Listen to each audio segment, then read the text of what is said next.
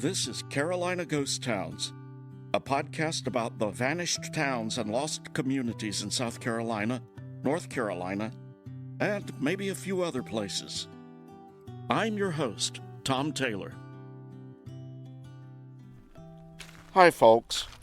Right now I'm on the north side of Samish Island with a view of Lummi Peak, and if the weather were clear, I could see the Canadian Rockies off in the distance. I'm also overlooking the site of the ghost towns of Samish and Atlanta, which were featured in episode 11 of the first season of this podcast. The site that I'm overlooking right now had once been a busy seaport with steamers coming and going and cargo being transferred. Now there's just the sound of wind and waves, along with seagulls, an occasional eagle, and occasionally there's a tanker on its way to the oil refinery in Anacortes. Since I'm traveling this week, and since I've been afflicted with a head cold, I'm taking some time off. I thought this would be a good time to revisit that episode from Season 1 about Samish and Atlanta and their connections to the Carolinas. So sit back and enjoy this episode from Season 1, and I'll get back to regular podcasting as soon as I'm back on the East Coast and have gotten over this head cold.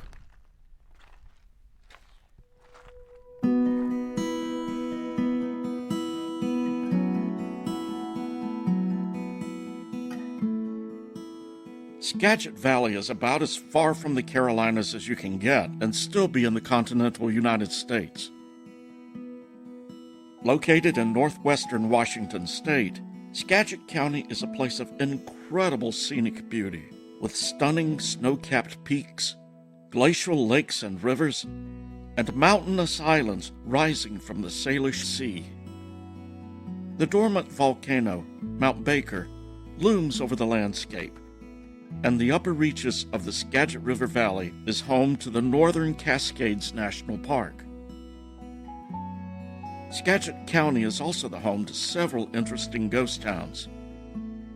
The weird thing is, as far removed as they are from our region, these ghost towns have a close connection to the Carolinas. Today, we're going to look at two of those ghost towns on Samish Island in Skagit County.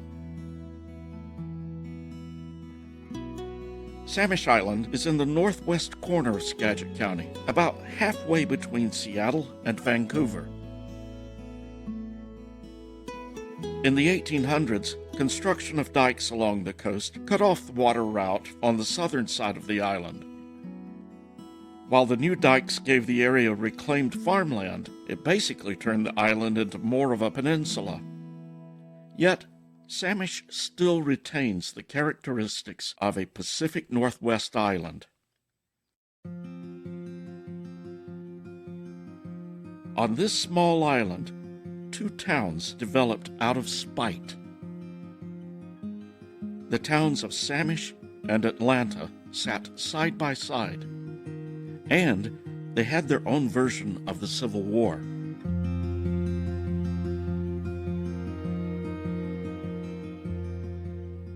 There used to be a barbecue place near my office in Duncan, South Carolina, that we would frequent for lunch. There were lots of exposed timbers, and it had a logging lumberjack theme.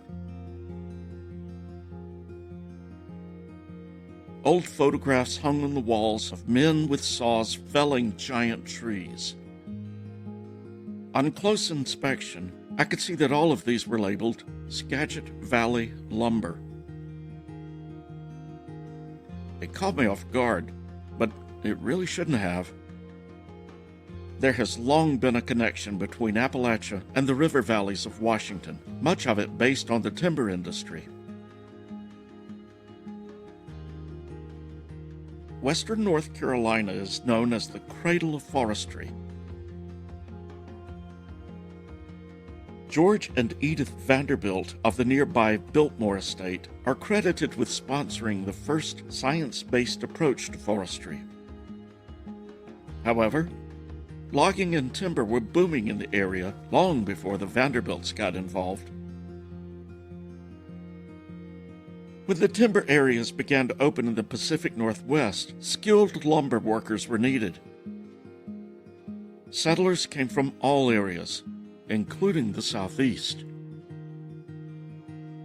The real migration picked up with the completion of the railroads. First, the Great Northern Railroad from Seattle to Bellingham in the 1890s, then the railroad from Burlington to Rockmont in the early 1900s. The railroad and timber wasn't the only draw for Southerners. Long before the Great Depression affected the rest of the nation, Southern states were hit by the aftermath of the Civil War, Reconstruction, and the backlash to Reconstruction.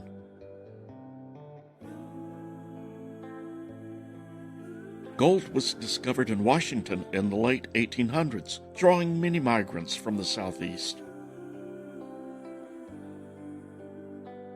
Some of these were Confederate veterans looking for a more lenient climate. However, it was the Skagit Valley timber industry that attracted and employed most of the southern migrants.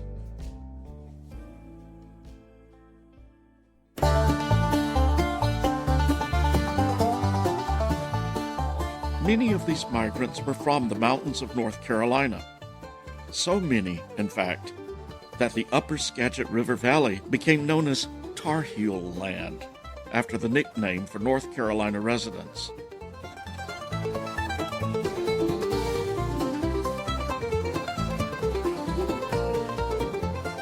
The Tar Heel Stomp was a dance craze of the era.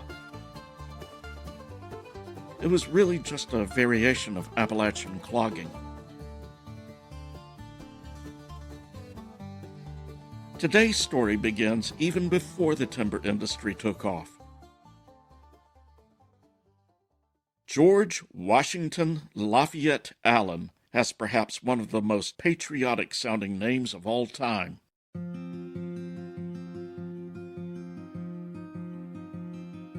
Allen was born in Lee County, Virginia, and moved to Washington State sometime in the mid-1800s, but the date seems to be in dispute. Some sources list Allen as a Confederate veteran. However, some also place him on Whidbey Island as early as the 1850s, which would preclude his fighting in the Civil War.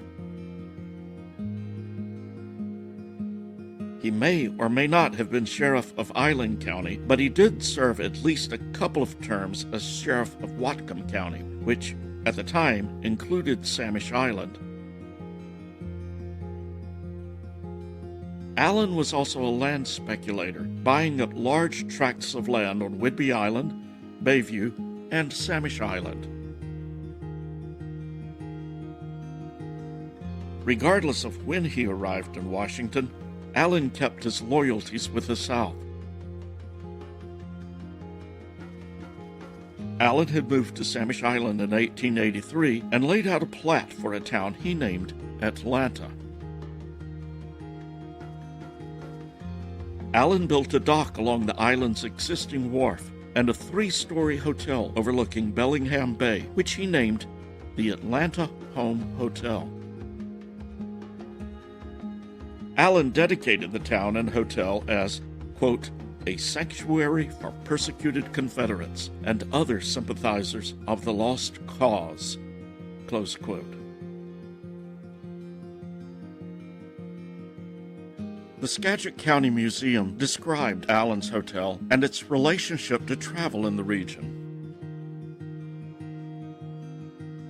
Allen built the Atlanta Home Hotel on Bellingham Bay, a boardwalk running the length of it on Edna Street down to the dock. The dock handled 16 steamers a day.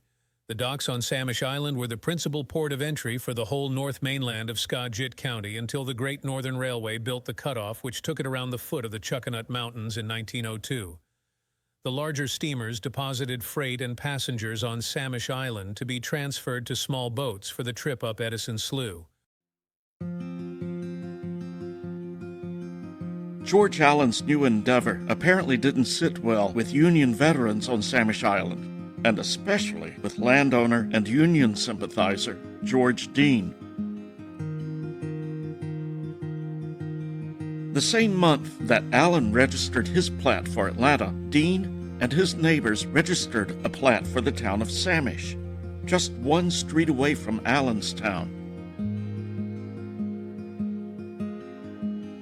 Dean and Allen competed for real estate sales and settlers, hoping that they would buy their lots. Both towns competed for steamboat traffic, including passengers and cargo. Dean extended his dock so that it would be larger than the one in Atlanta. Allen added a saloon to his town, and Dean succeeded in getting a post office, each in an attempt to get more customers. Tensions ran high between the two towns, and there was occasional violence. This came to a head in 1895, resulting in the murder of Alonzo Wheeler. Wheeler, a former Confederate soldier, worked for John White, who operated a service providing cordwood for steamers running between Samish Island and Edison out of Atlanta.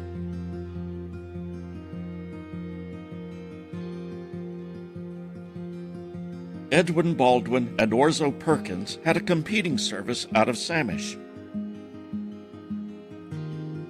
According to the book Samish Island History by Sue and Fred Miller, quote, on August 9th, the two factions fought with iron pipes, guns, and cork-soled boots, close quote.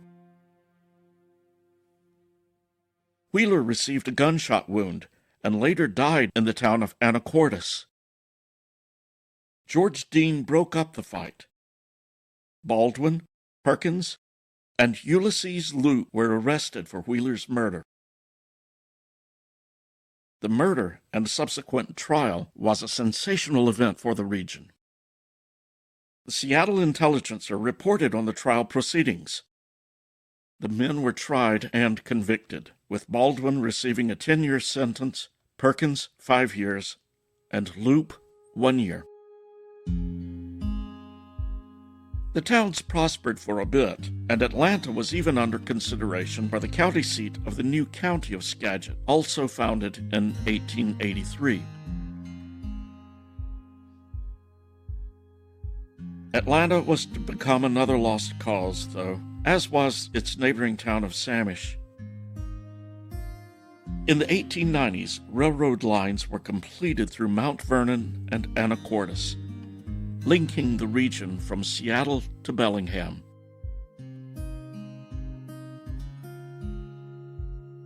Steamer traffic decreased along the Puget Sound.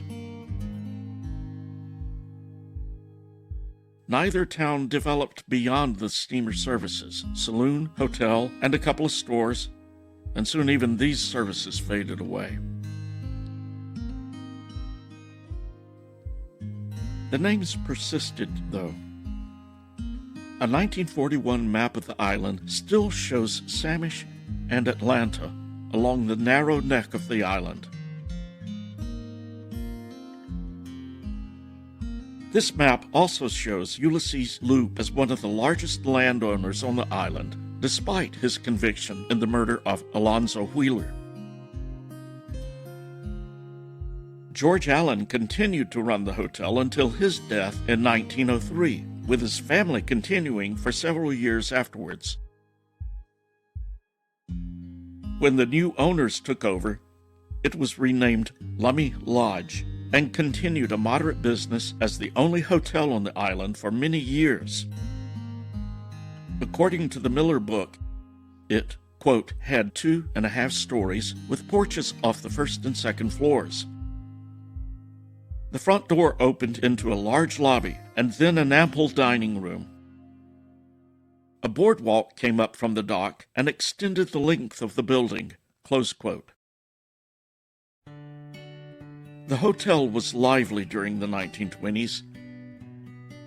In the Miller book, island resident Madeline Hopley describes the dances held there and her fascination at seeing cars draw up and let out the flappers. In the early morning of January 5th, 1933, the Atlanta Home Hotel, also known as Lummi Lodge, caught fire and burned to the ground.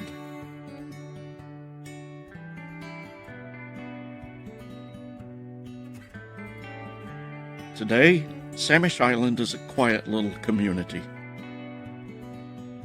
There is very little evidence of the contentious past of its two towns. On the narrow neck of the island, there are two buildings that appear to be former commercial buildings, but those came after Samish and Atlanta died out.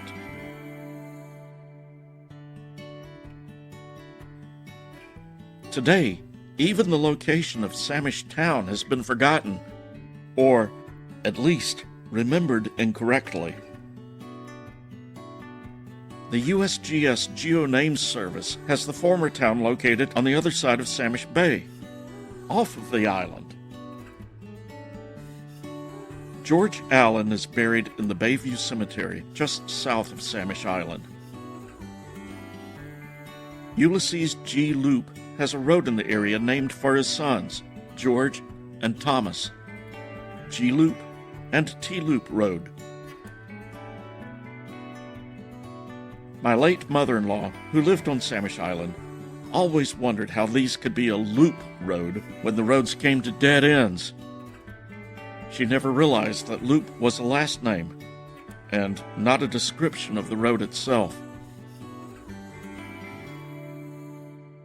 If you'd like to learn more about ghost towns in this area, the Skagit County Historical Museum recently had an exhibit entitled Lost Cities of the Skagit. There's also a book by that title by Mary Anderson Dinsmore. Mary recently did an interview on the podcast Tales of the Magic Skagit, which is well worth a listen. The reason I'm so excited is there's a current exhibit at the museum that'll be there, Mary, for how much longer? Until March 12th. Until March 12th. So, folks, you have a little bit of time to take this in. But it is an exhibit dedicated to the subject of a book that Mary has written. The book is called Lost Cities of Skagit. What Mary has done is, and the museum has done, is to set about to fill in that bit of history that might otherwise be lost to us in the proverbial mists of time. And therefore, the exhibit and Mary's book are devoted to preserving the memories of those places. To give you an idea of where Mary's coming from as the author of this book, and I've asked Mary if she would read to us the preface of the book. Mary, take it away. Thank you, Michael. My love of the lost cities of Skagit began with my father, Roy Anderson, who was born at Conway in 1908. Although his memories were of the waning years of these settlements and communities and villages, they nevertheless left their mark. Throughout my youth, he talked about them often. He recalled driving a team of horses to attend Swedish picnics in the Hoogdal area and the first crops planted in Cedardale, south of Mount Vernon, after months of hard labor clearing the stumps. Riding the cable ferry across the river to the Swedish Methodist Church in Skagit City when the service was still conducted in that language. Taking a team of horses to cut wood in McMurray and finding his way home by lantern light and rifle close by because he was caught out in almost total darkness. Trying to save the dike near Milltown during a flood on Christmas Day, and rowing with his father after the dike broke to the store at Conway and buying some oranges. Any citrus fruit was an unheard of luxury then, but that was all they had for Christmas that year. These tales increased my own fascination with these places that shaped this area, from the mountains to the valley to the sea that we call home. My hope is that I can share some of these perspectives as we rediscover these places of our past to better understand the dreams of the people who built Skagit County out of the forests, the swamps, to the prosperity of the present day. That does it for this episode. Next time, we'll be back in the Southeast. In the show notes, I have photos of the old Atlanta Hotel as well as the plats for the towns of Samish and Atlanta. Thanks for listening, and be sure to join us next time for Carolina Ghost Towns.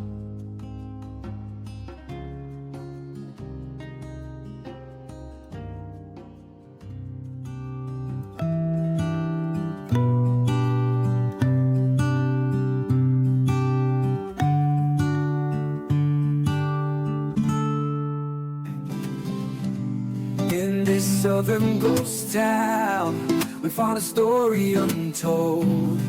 In the shadows of the past, we unravel, secrets unfold. With each step we take, we journey back in time. In this southern ghost town, we leave our footprints behind. Thanks for listening. The opening music was composed by Lex FM with additional music from Pixabay. The song Southern Ghost Town was generated by Suno AI. All other music was composed and recorded by me, Tom Taylor. Carolina Ghost Towns is a part of the Random Connections empire. It's pretty much a one-man show, so I wear all the hats, including producer, writer, researcher, sound engineer, publicist, and bartender.